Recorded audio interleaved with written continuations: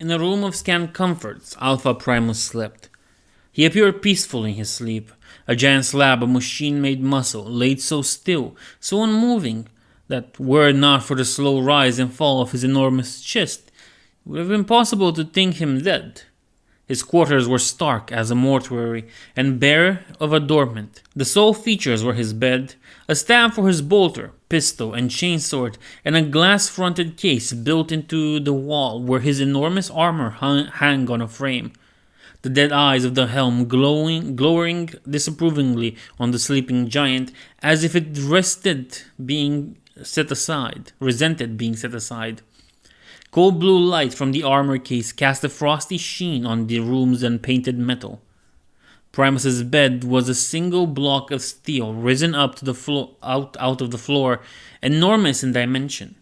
For a pillow there was a smaller block molded to the contours of his neck and head. The sole concession to human softness was coverlet of fur, threadbare now with many years of use, but that was crumpled, wrapped about one leg tightly, discarded in his sleep as a weakness. Perhaps, though, Primus, stiff and solemn as a sarcophagus sculpture, did not appear to have moved. The room was freezing, but Primus slept naked, and his body was a strange winter landscape in the glow of the armorium. The input sockets for his power armor were scattered fortifications, his muscles grim and unconquerable hills, his scars cold roads, dividing the patchwork textures of his skin into fallow fields. He was not beautiful, Alpha Primus, and yet nor was he truly ugly, for there was a sort of glory to the roughness of his features. He had the look of something suited to its purpose. There was artistry in his creation, and love, if not of the form, then at least of utility. Belisarius' call had crafted him well. Calm, the calm of death, the calm of duty ended. That was an atmosphere within the sepulchre, yet Primus was no monument. He was a living man, and his chest rose, and it fell, and his breath steamed on each exhalation. That was robotic. Peace and quiet were beyond the walls of his cell, was the industrial clamor of Kaul's kingdomship, and beyond that, the endless wars of the Imperium. His calmness was deceptive. Behind serene features, the giant was dreaming, and his dreams were not gentle. Primus was in the eye of the storm. The restless energies of the warp battered at him, loud as hurricane winds. His soul flared and guttered under their strength, teasing out streamers of corpusclant from the glowing form he possessed in that insane and impossible place. Despite the soul-searing pain he experienced, he held his position, seeking enlightenment. Flashes of presentiment coursed through his being, and he saw a complex dancing of stars, a flat world. War, far off, great and terrible intelligence were becoming aware of him. He felt the shift in the sea of dreams as of a leviathan stirring the water as they rose from the depths. Something enfolded him, a presence, or many presences. He could not tell. Golden light, a great eagle leapt up from nowhere, twin heads screaming. One head stared at him, the other was blind. The eagle erupted into a cloud of sparks that whirled away upon the psychic tempest. Beyond, he glimpsed the great beacon of the Astronomicon, and a figure, or figures, writhing within its light. Then, it was gone. Primus. A voice. Primus. It was broken, cracked, a used-up voice long past the peak of its powers. Fragmentary, almost a chorus of itself, so broken into pieces it was. Primus. Call. He felt a regard with that voice. There was a concern in it verging on disgust, and something else. Curiosity? Hope? Those two emotions certainly. Others too, he thought. Primus. A rival to your maker. A spear of gold hurled towards his head, piercing it before he had time to move. The churning landscape of the Empyrean vanished, and he saw instead a pair of eyes, a striking violet, beautiful eyes, but set in an old face, full of a hateful cunning.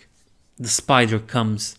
He saw the whole of the figure, a space marine of the old legions, who, he did not know, Their kind were sadly numerous, each of their forms a reflection of their unique depravities. It was impossible to know them all. The spider comes. Primus came awake, suddenly, flailing at invisible enemies. He was half off his bed before he remembered where he was. He lowered himself back onto the metal, head drooping, letting the cold certainties of reality banish the dream. But it was not just a dream. Purple foxfire clung to the corners of the room, fading now, leaving a tart stink, the aftermath of manifest psychana. He took in a breath. It shuddered, not like him to feel fear. The pains that dogged him always seemed especially harsh on waking, like frigid knives sliding between his muscles. He gripped the bed's unforgiving edge and pushed himself up. He dressed himself in his armor undersuit and put a hooded robe over the top. He must speak with Call. Call was bent into an uncomfortable shape over a workbench. Upon it was a tiny, delicate device held firm in a gravity field.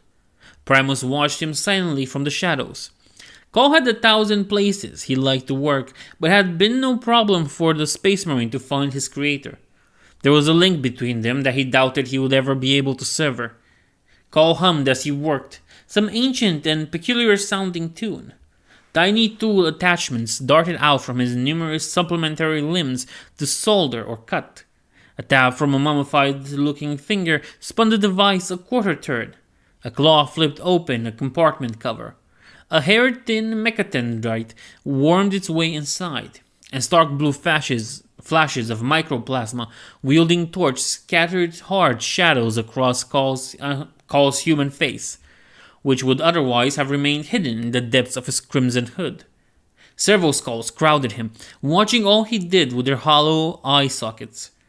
They were dumb devices, yet Primus ascribed eagerness to them, like a Medicaid student jostling for space round an anatomist's table. Primus watched for a while, feeling unaccountably like a child. At least he assumed that was how he felt. He had never been a child, and his understanding of the state was born of pure supposition. But he imagined how a child waiting on the doorway of his father's workshop would feel, hesitant to enter and disturb him, making the terrible nighttime fears that had brought him there seem suddenly foolish. A snake-like appendage twisted a series of miniature knobs on the gravity device. The machine Call was making flipped over and around, and he set to work on another part. It was incredible to Primus that such a bloated, ancient monster could create something so delicate. For some reason, he did not comprehend the thought. The thought provoked a wave of hatred within him. For the briefest moment, he considered storming forward and snapping the old man's neck. Only for a moment, but the intensity of the desire was undeniable. Call cleared his throat, interrupting his humming. Are you going to hang about glowering in the shadows all night, Primus, or are you going to tell me why you have sought me out at this hour? He continued to work as he spoke. Hour? Time has little significance to you or I, Primus said. He came into the room. Call chucked. Oh, I wouldn't say that. Time wears us all down. In the end, nothing lasts forever, not even me or you. I'm sorry to say. I meant day or night, light or dark. They're all the same to us, only vectors for duty. I see your usual cheery self. I have not come here to make idle talk, my creator, said Primus. He took another heavy step forward. Call's flock of skulls rose out of reach, scattering like nervous birds. Call paused in his work and a half turned in his seat. Then why are you here? The Primus shrugged. It didn't seem very important now. You are making a new Memquor. Call glanced at his handiwork. I am. A new Quova? Indeed. The 88th is still alive. Alive is such a subjective term, my boy. But yes, he is still with us. However, there is always going to be the need for more, and there is always room for improvement. Best to be ready, say I, and I'm glad to say that I think I'm getting closer to completing this project. You cannot bring back the dead.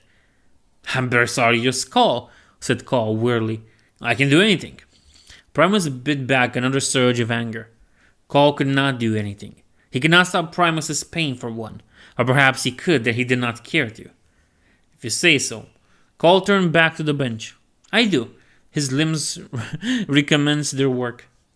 Primus watched him for a minute. He considered leaving, his message undelivered. Duty forbade that. I had a dream, he said. A dream? Said Call. That he did not turn around again made Primus angry. A premonition. A warning. Oh, said Call distractedly. A voice spoke to me. Whose?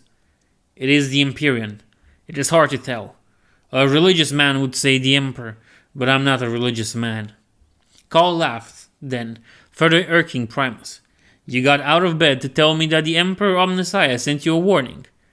There is someone coming, a rival to you, one of the fallen Astartes. Call snorted. There was always someone coming for me. He was interested, though. Which of their abominable number was it?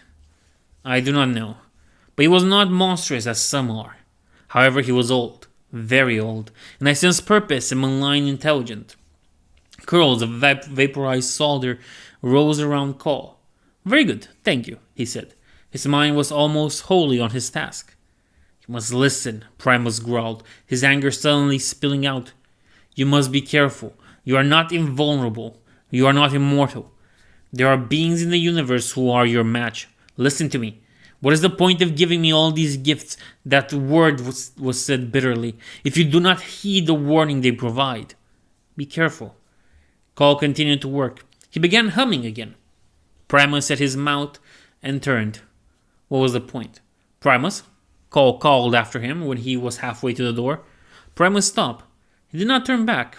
His fists clenched. Thank you. Call hesitated. I work on these iterations of Friedrich because I miss him. You know that. I wanted to say that you are as important to me as he was. Do you understand? Primus tensed.